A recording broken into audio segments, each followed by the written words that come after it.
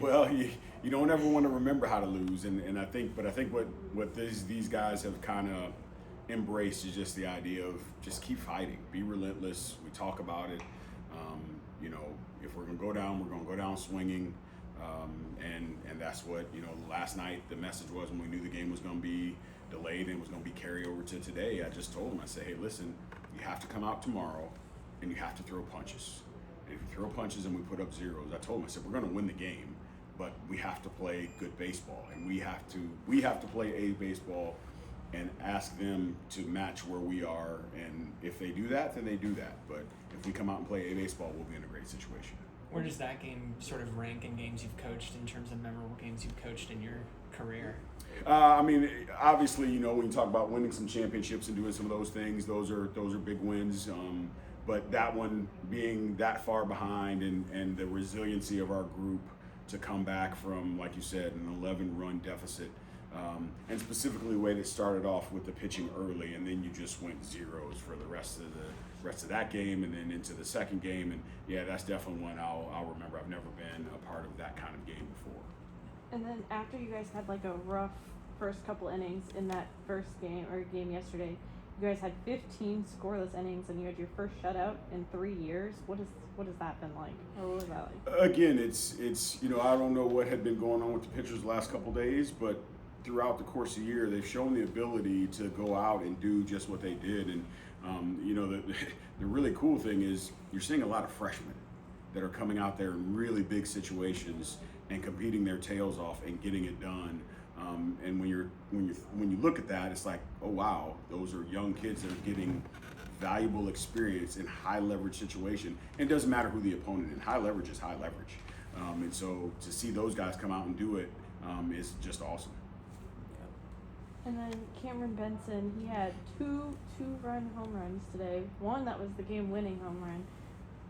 What have you liked about his hitting in the past two games? It's something that I've known about Cam since he was with me at Memphis, right? And it was just a matter of getting him healthy, and it's been a process with him, and he and I have been together a long time now, for going on 4 years, and so just being patient with him and helping him grow and mature and getting his mind in the right place, and again getting him healthy.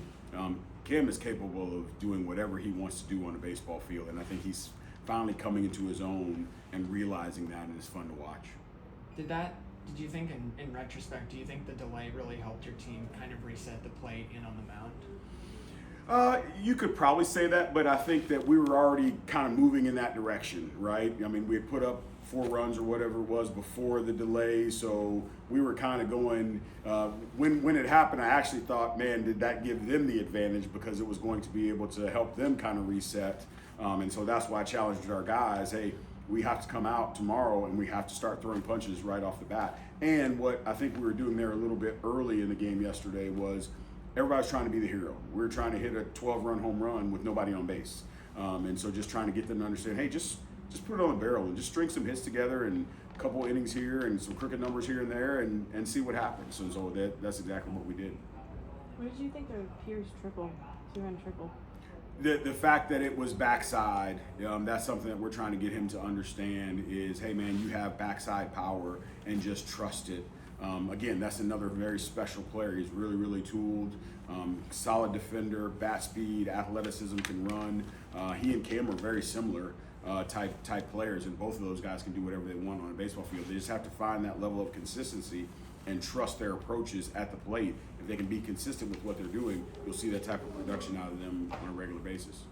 And then when the bullpen is kind of tested like they are, and you have to use the amount of arms that you do, especially in that first game, how big was it, especially for Rosen, to come in and provide the innings that he did for you guys? Again, true freshman, right? That early in the season, he struggled a little bit. He's throwing strikes, but gave up some hits in some tough situations, but he's always been throwing strikes. Very competitive, very heady, knows what he wants to do on the mound. And so what you're seeing from him, we're not surprised that he was able to do what he did, but it was good for him to be able to come out and shut it down for us in that situation and give us a chance. And then Cam Jordan, he returned from injury, as we know.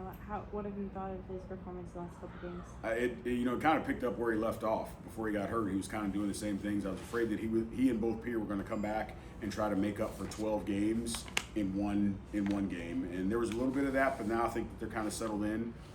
They're both, again, elite level type players, and so I think you're going to see really good things from them this spring. Between his triple and him Pierre jumping into the wall, were you or worried about risk of re-injury at any point? It is what it is. I mean, you can't, every time we step out there, you're worried about risk of injury. So you got to play the game the way the game's supposed to be played. And if you take care of your body, hope that you're putting your body in the right position to take the abuse that is going to be there when you talk about being in a sport. But sometimes weird things happen. So, we'll keep praying and keep our fingers crossed that he goes out there and plays the way he needs to play and stays healthy all year.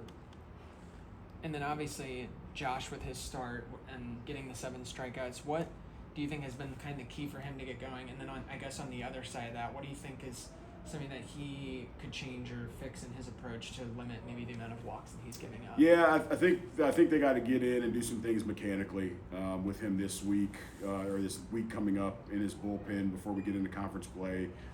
Really missing to the glove side and yanking a lot of fastballs, high counts to guys, walks that we're not accustomed to seeing him doing. So I think we got to, Coach Drew, he's got to get in there with him and kind of try to figure that out a little bit because it's really good stuff, a good 3-pitch mix, very, very competitive. But we're putting ourselves in situations that we shouldn't be putting ourselves in. So I think he's going to do some work and we'll get that fixed and he'll be ready for Auburn when they come in here. Thanks, Coach. Appreciate Thanks, you. Coach. Thank you.